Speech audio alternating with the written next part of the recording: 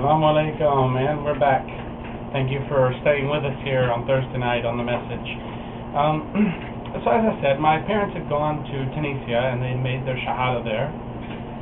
And I thought that they were kind of crazy, but after they got back, and I sat down in the living room with them, with all of the stuff that they had brought back from Tunisia, these beautiful works of art, and it finally hit me. I said, anybody that creates such beautiful pottery and beautiful woodworking, beautiful rugs, people that have this much beauty in their lives and what they create have to have something very beautiful in their lives with which they live, which would usually be their religion.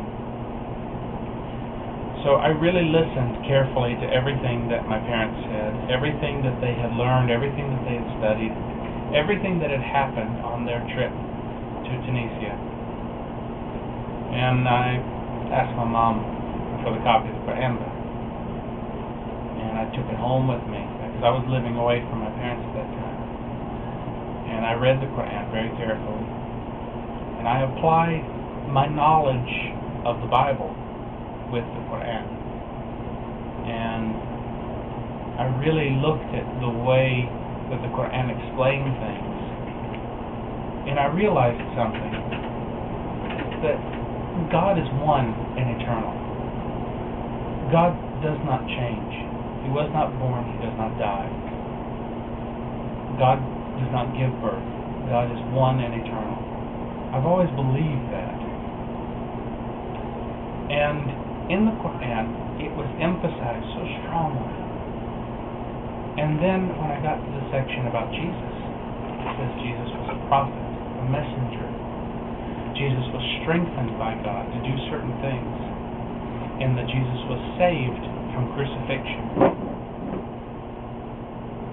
I realized that Islam is what I had always believed when I was teaching, when I was studying the Bible, when I was in the Christian church. It's what I had always believed, but had never learned. And when I realized that, I got on the internet and I typed in the Google search. I think it was Google at that time, may have been Yahoo search, I can't remember. But I typed in the search as how to become Muslim, and read all these articles and everything, and I finally found how to say the Shahada. And the first time that I said it, the only witnesses were my cats in my apartment, because I didn't know any Muslims. And my pronunciation was terrible. But after a while, I found Muslims. In actually the shopping mall that I was working in, there were Muslims there. And they were selling jewelry and everything, and I would just talk to them. So they took me to a little musalla, a little prayer room that they had in another town. And I made my Shahada formal there. And every day has been better since. But I have to admit, after I converted to Islam, this was in May of 1999. After I converted to Islam, I was not very dedicated.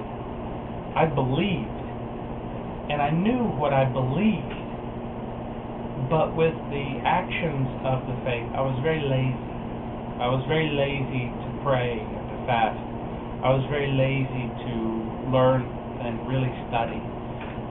Don't get me wrong, I read, I consumed information, but I was lazy to really go into really deep study.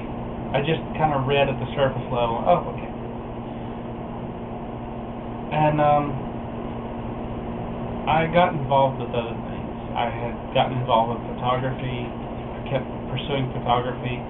I got involved in the Gothic industrial club scene, doing photography for them and everything that goes with that, and really kind of wandered away from my religion.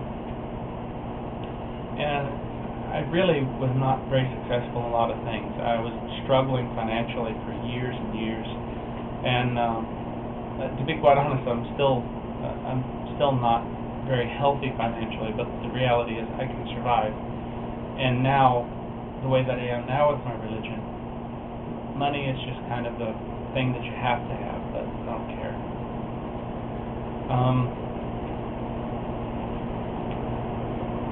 It was in summer of 2005 that I got serious.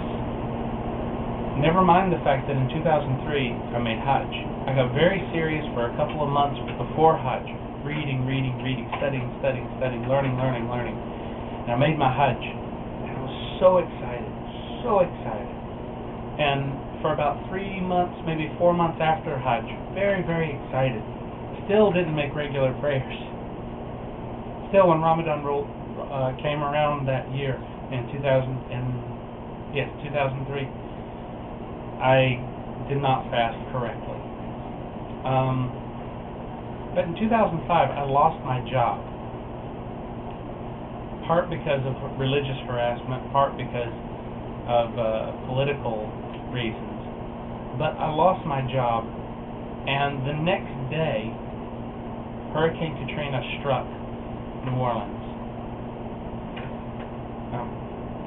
My mother had been doing some writing for a Muslim newspaper, and she got the attention of the director of an Islamic humanitarian organization. So my mom suggested that since I wasn't doing anything anyway, I was jobless, that I just go ahead and volunteer and go down to New Orleans to help out. Well, I spent several weeks working on the relief activities after Hurricane Katrina in New Orleans and Baton Rouge, talking to the Muslims there. And it was there that I began to get serious about my religion. It was at that point, there was a moment when I realized every turn, everything that I hated that had happened to me for the past several years had been propelling me, pushing me, forcing me to that point. And I realized that I had been a bad Muslim.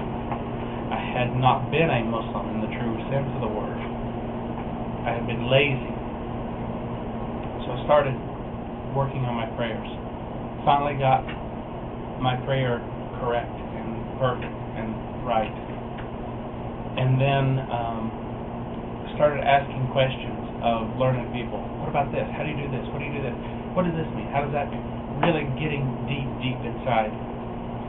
And the director of this Islamic humanitarian organization decided to hire me.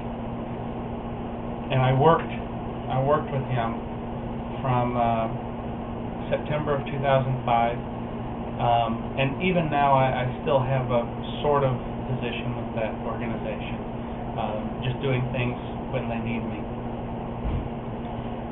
Working for a humanitarian organization will change your life. Working for a Muslim humanitarian organization will change your spirit. And it really changed mine. It made me look at my priorities for life. It made me realize that the way that I had lived before was very selfish, very self-centered, very arrogant, very presumptuous. And so I really got deep inside the religion of Islam, deep inside the scholarly understanding of Islam, analyzing every verse in the Qur'an, analyzing every hadith. If I found a hadith and it was confusing, I would research it and focus on it until I got an answer, until I could really understand what it was that Rasulullah sallallahu alaihi wasallam was trying to say. And so here we are. I'm here in the Philippines. 1 year ago, I met my wonderful wife, Aisha, and we married, and I moved here to be with her until we could return to the States. Since I've been here in the Philippines, I've been given an opportunity to do this program. I love talking about Islam. I love sharing Islam with the world. Because if you think about something, when you have something that you enjoy, you want to share it with a friend, with family.